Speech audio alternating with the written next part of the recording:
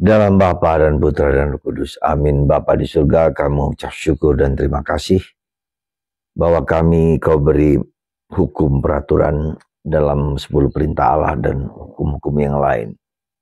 Dan itu membantu kami untuk mengenal Engkau sebagai Allah yang mencintai dan mengasihi kami, melampaui segala hukum.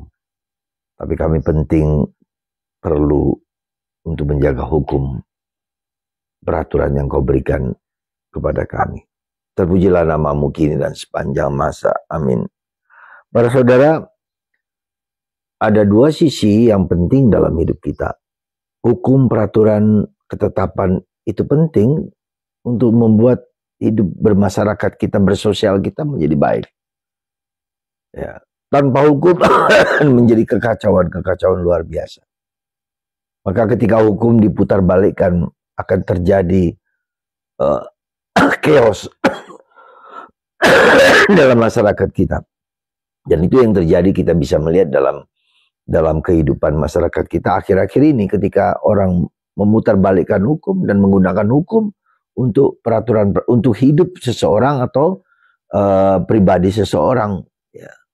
Jadi peraturan dibuat hanya untuk membenarkan seseorang atau dua orang atau sekelompok orang, dan itu berbahaya, akan menimbulkan kekacauan. Hukum harus demi kebaikan kemanusiaan. Hukum perlu supaya kita bisa hidup dalam komunitas yang baik. Kita menghargai orang lain, kita respect orang lain, dan orang lain respect dengan kita.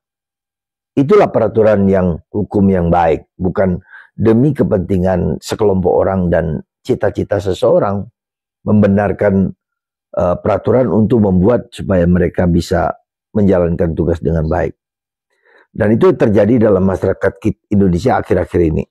Maka itu terjadi ketidakpuasan, kekecewaan yang bisa menimbulkan gejolak yang tidak baik. Tetapi hukum tetap penting dan tetap perlu. Ya. Itu yang pertama. Tetapi kitab Ulangan mengatakan hati-hatilah hukum itu. Karena hukum bisa digunakan demi hukum.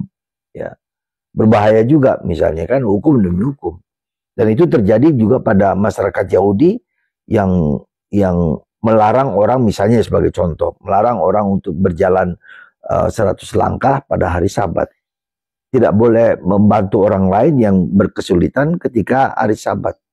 Maka ketika Yesus menyembuhkan orang pada hari Sabat, dia dikritik dan dihukum. Ya, orang ini kok bisa melanggar hukum gitu kan. Dan Yesus lebih mengatakan hukum penting dan perlu demi kebaikan kemanusiaan.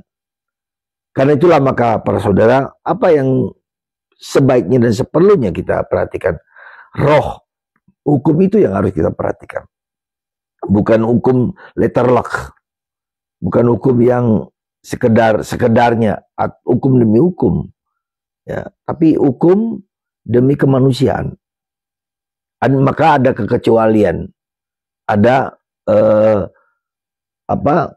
kekecualian hukum yang tidak berlaku pada saat-saat tertentu.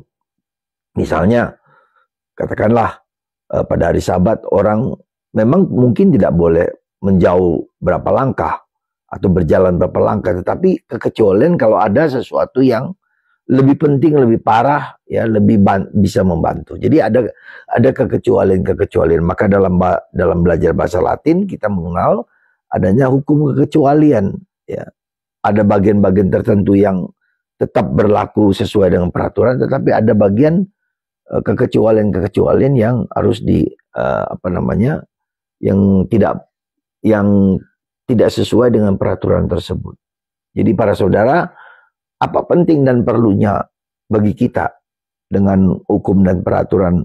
Maka Yesus mengatakan adalah tidak satu iota pun dalam dalam hukum Taurat yang akan ditiadakan, tidak. Yesus juga mengakui dan pentingnya hukum, tetapi sekali lagi tidak satu iota pun akan dihapus. Ada kekecualian. Semoga kita taat kepada hukum-hukum peraturan yang ada, baik di dalam negara kita, di dalam komunitas kita, dalam kehidupan kita. Semoga Tuhan memberkati kita Dan lebih daripada itu adalah ada rohnya, semangatnya, itu semangat Roh Kudus. Maka kita terus-menerus harus mohon Roh Kudus, supaya Roh Kudus yang sama membuat hati kita bisa menjalankan hukum dengan sebaik mungkin. Semoga Roh Kudus kita mohonkan dalam perjalanan hidup kita sehari-hari. Tuhan memberkati Anda dan saya, dan terus-menerus kita mohon Roh Kudus untuk membimbing, menuntun kita menjalankan kehidupan dengan sebaik mungkin. Tuhan memberkati Anda semua, Bapa, Putra, dan Roh Kudus. Amin.